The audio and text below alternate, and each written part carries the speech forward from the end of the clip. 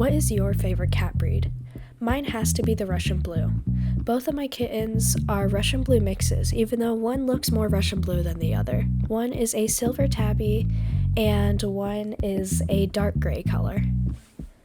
As you can see with Bailey, she has a silver shine to her fur, which most Russian Blues have.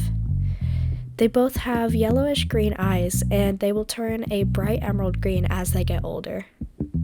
Most Russian Blues have a black or dark gray nose. Their paw pads tend to be a maroon or pink color. Their figure also tends to be more slender and slim than most cats. Russian Blues are a shyer cat and tend to be more skittish. They normally choose a favorite person that they hang out with the most.